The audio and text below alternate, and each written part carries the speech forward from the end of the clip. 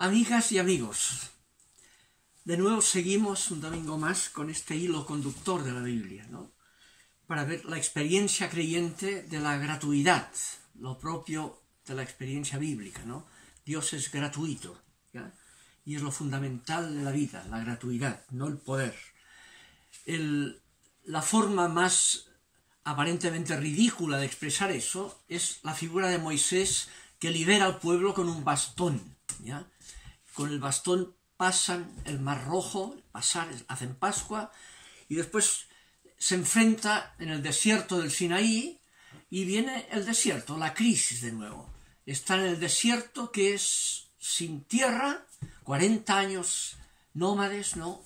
Sin descendencia, con la descendencia amenazada de nuevo, todo el tema de las víboras que mataban, y la imagen también de un ridículo especial que es con una cruz de bronce. El que miraba la cruz de bronce, lo más inútil aparentemente, ahí no se morían con las picadas de víbora, ¿no? Y sobre todo, la prueba principal era, la tentación principal del desierto, era el hambre y la sed del desierto, ¿no?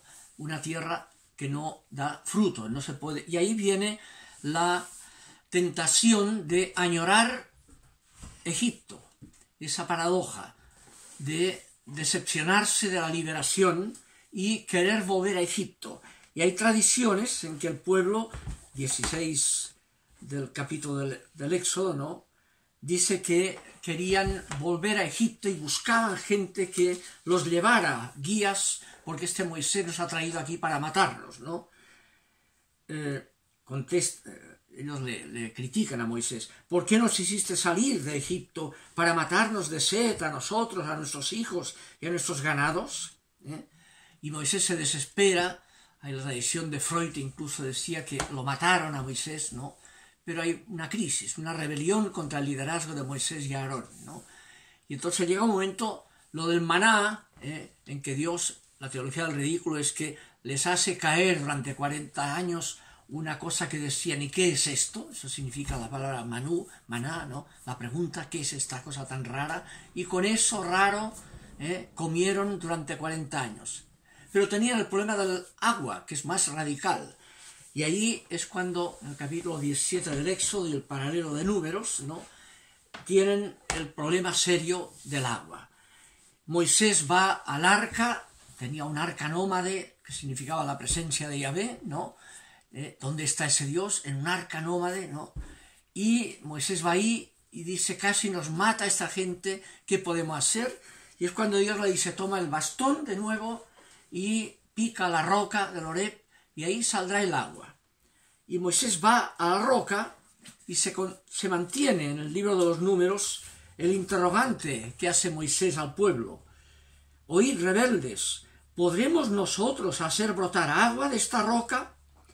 Y alzó Moisés su brazo e hirió con el bastón la roca por 2 veces, y brotó el agua en abundancia, y bebió la muchedumbre y sus ganados.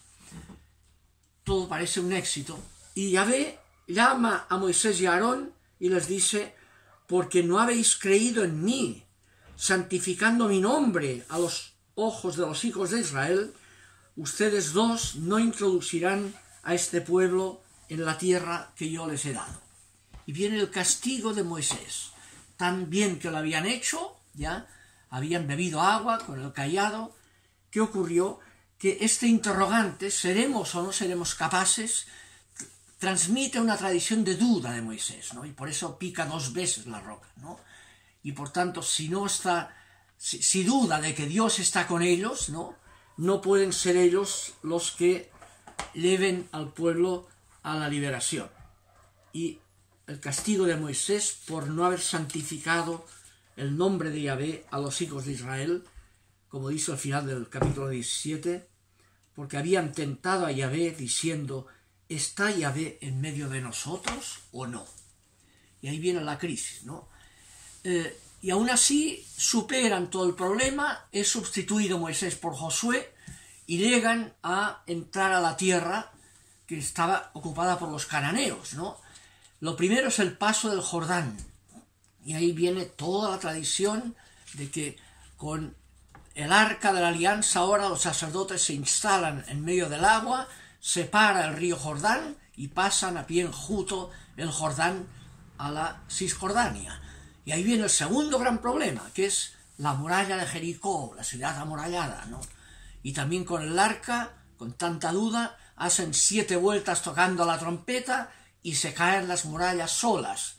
Es toda una exhibición de lo ridículo que logra abrir camino a lo que Dios quiere, ¿no? Y así empiezan a conquistar la tierra de Canaán. Y viene el tema de Josué, que con Josué se reparte aquella tierra, se distribuye entre las 12 tribus, o las 14, más las 2 del norte, de Efraín y Manasés, de los hijos que había tenido José con una egipcia, ¿no? Y entonces queda distribuida en medio de los cananeos con las 12 tribus, que tenían los cananeos dominándola, ¿no? Entonces cada tribu queda instalada en medio de cananeos y tiene que rasgarse con sus uñas, pero se ponen de acuerdo con Josué, que si hay alguna tribu que no se la puede, las demás tribus irán en su ayuda, ¿ya? Y en ese contexto es toda la historia del libro de los jueces, ¿no? En que cada juez es el líder encargado de juntar las tribus para ir en ayuda de una tribu en problemas frente al cananeo. Hay 2 o 3 jueces notables, ¿no? El de Gedeón. Gedeón es un campesino, digamos, no tiene idea de nada. Hay un problema justamente con la tribu que estaba en Madián, entre los cananeos madianitas, ¿no? Los del suegro de Moisés, ¿no? Antiguo. Y ahí, entonces, la teología del ridículo, ¿no? Gedeón, el ángel de Yahvé se le aparece, le dice, tú tienes que ser el líder, y dice, pero yo no sé ni manejar nada, solo sé sé cultivar el campo. Dice, precisamente por eso. Vete, y hay toda una historia de ridículo tremendo ahí, en que Gedeón junta gente, Dios lo para, Yahvé lo para, son demasiados, despacha a los que no son voluntarios, queda con 300 y entonces los somete a otra prueba. Dice, ahora que tomen agua, y fíjate cómo toman el agua. Y los que para tomar agua se arrodillen así para tomar bien el agua, los despachas. Y los que toman el agua parados, bebiéndola en la mano como los perros, dice el texto, eso los seleccionas. Y quedan 300 atontados que no saben ni tomar agua. Y con eso, dice, ahora ves a enfrentar a los madianitas, y obviamente le ganan a los madianitas. Es Dios quien salva gratuitamente, ridiculizando el medio, ¿no? Con Sansón es conocido, también hijo de madre estéril, ¿no? Y después el fortachón, pero con fortachón le toman el pelo, el poder ridiculizado, ¿no?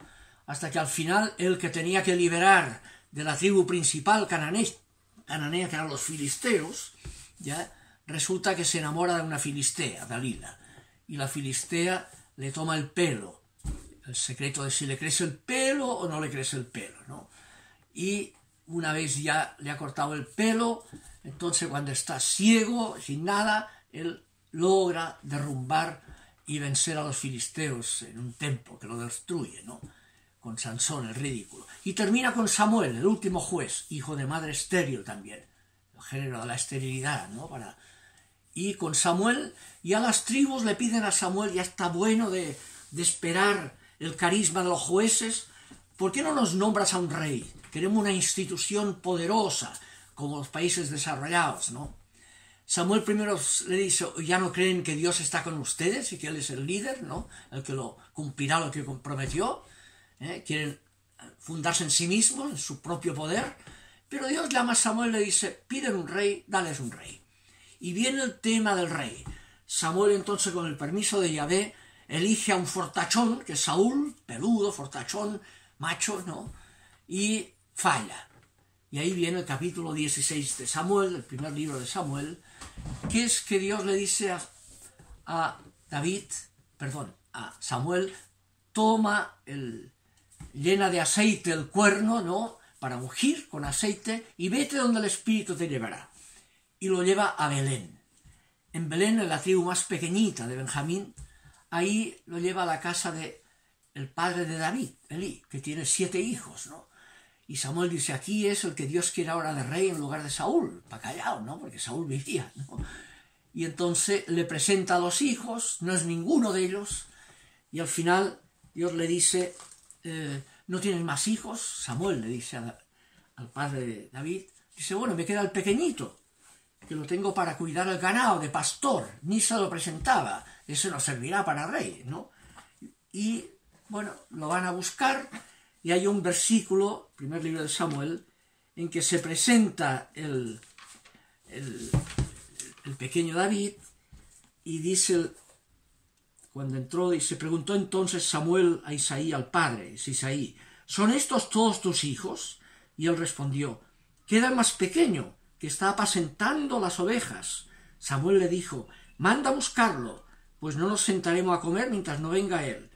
Isaí mandó a buscarlo, y ahí se presenta y tiene este piropo ridículo. Era rubio, de hermosos ojos y muy bella presencia. David. O sea, es unos rasgos de niña. ¿Dónde vamos con esta niñita en la cultura patriarcal? Y con ese niño que además toca el arpa, ¿no?, enfrenta a Saúl. Y ahí viene todo el tema de la monarquía de David, ¿no? Toda la lucha entre Saúl y David. Tenemos ya lo mismo, ¿no? Que es Saúl, el fortachón, el fuerte, el poder, David, el pequeño, afeminado, digamos, que toca el arpa. Y al final con David se logra conquistar la tierra entera, de Dan hasta Beersheba, lo convertida en reino, la tierra prometida convertida en reino, la descendencia asegurada, 12 tribus convertidos en ciudadanos, digamos, israelitas, con un descendiente de esa descendencia especialmente importante para asegurar la posesión de la tierra prometida a Abraham, que es el rey, la monarquía de David, que después será Salomón, su hijo, y con una alianza, una presencia de Dios en medio de ellos, evidente, que será el lugar de la alianza, el templo de Jerusalén. Reino, descendencia, con el descendiente mesiánico, ¿no?, y templo de Jerusalén. Las promesas cumplidas al 100%, aparentemente. Y eso se convertirá, David y Salomón, el prototipo del cumplimiento de las promesas. Pero a partir de ahí viene el abuso de poder. Empieza David a caer en la corrupción del poder, abusando con el adulterio de David con la mujer de Betsabé, ¿no? Lo mismo el censo que hace al final, quiere saber cuán poderoso es su ejército, ¿no?, para saber cuán grande es, y todo eso empieza a ser la caída del reino de David. Lo sube Salomón, y es la tradición de Salomón de pasarlo bien, en paz, ¿no? Heredó un reino así y se dedicó a pasarlo bien. 700 mujeres y 300 concubinas, dice el texto, tuvo, para volverse loco, y perdió el reino, ¿ya? Y viene el cisma después de Salomón, y se pierde todo el reino, y vendrá todo el exilio en Babilonia, con Nabucodonosor. Y ahí encontramos la crisis radical, que están en el exilio de Babilonia, sin tierra, esclavos en tierra extranjera, sin descendencia, un resto de Judá, los que quedaron, los que sobrevivieron, sin descendiente mesiánico, el último rey de Israel en las mazmorras babilónicas, y sin alianza con el templo de Jerusalén destruido, ¿no? Y ahí es la crisis radical. ¿En qué queda lo que Dios prometió a los padres? Eso es lo que habrá que ver, la teología que se elabora con el fracaso del exilio babilónico. De eso hablaremos el próximo día para ver la importancia que tuvo esa experiencia del exilio para la experiencia creyente de que lo fundamental es gratuito. Ese será el tema el próximo día. Que estén bien, nos vemos el próximo domingo.